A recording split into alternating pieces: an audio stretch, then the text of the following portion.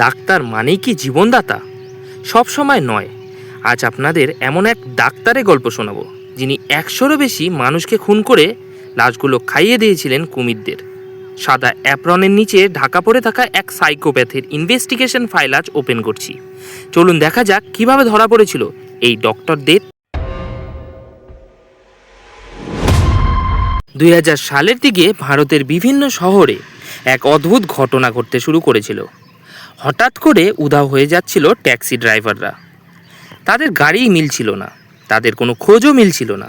Police প্রথমে ভেবেছিল এগুলো হয়তো সাধারণ নিখোঁজ হওয়ার ঘটনা, কিন্তু তদন্ত যত এগোতে লাগলো একটা ভয়ঙ্কর সত্য সামনে আসতে লাগলো। এসব ঘটনার পেছনে ছিল একজন মানুষ, একজন ডাক্তার। হ্যাঁ, একজন শিক্ষিত ডাক্তার, যিনি তৈরি করেছিলেন খুন আর অঙ্গ পাচারের এক ভয়ঙ্কর নেটওয়ার্ক। ডক্টর দেবেন্দ্র শর্মা ছিলেন আয়ুর্বেদিক চিকিৎসক। তিনি 1980-র দশকে রাজস্থানে একটি ক্লিনিক চালাতেন। শুরুতে তিনি ছিলেন একজন সাধারণ ডাক্তার, কিন্তু তার জীবনে বড় পরিবর্তন আসে যখন তার ব্যবসায় বড় আর্থিক ক্ষতি হয়। একটি গ্যাস ডিলারশিপ ব্যবসায় তিনি প্রায় 11 লক্ষ টাকা হারেন। সেই ক্ষতি থেকেই শুরু হয় তার অপরাধের পথ। 1990-এর দশকে তিনি জড়িয়ে পড়েন কিডনি পাচার চক্রে।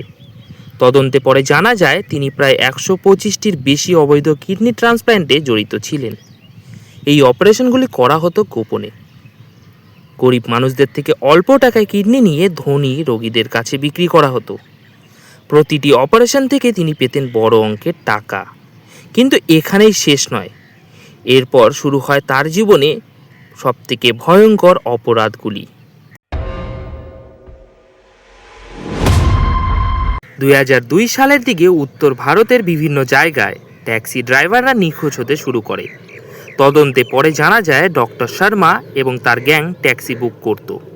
তারা নির্জন জায়গায় নিয়ে গিয়ে ড্রাইভারকে হত্যা করত।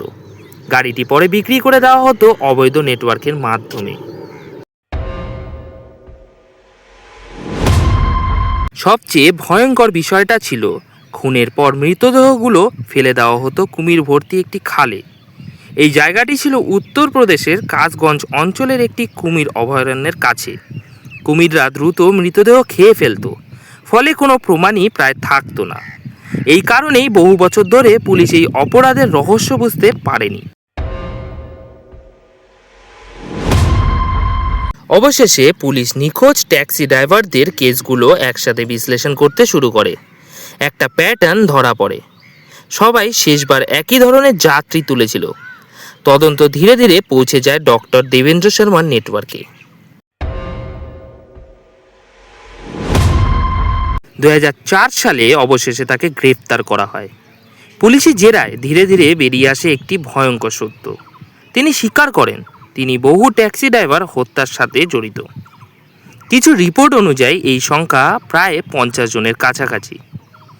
জেরার সময় তিনি নাকি বলেছিলেন এই সব খুন তার কাছে ছিল একটা ব্যবসা। ট্যাক্সি চুরি করে বিক্রি করা আর অঙ্গ পাচার ছিল মূল উদ্দেশ্য। আর মৃতদেহ গায়েব করার জন্য ব্যবহার করা হতো কুমির ভর্তি খাল। তার বিরুদ্ধে একাধিক মামলা দায় হয়। বিভিন্ন কোর্টে তার বিচার চলতে থাকে। কিছু মামলায় তাকে আজীবন কারাদণ্ডও দেওয়া হয়। কিন্তু এই কেস আজও ভারতের ইতিহাসের মধ্যে সবচেয়ে ভয়ঙ্কর কেসগুলির মধ্যে একটি হিসেবে পরিচিত হয়। ডক্টর দেবেন্দ্র শর্মা কেস আমাদের একটা ভয়ঙ্কর প্রশ্নের সামনে দাঁড় করায়।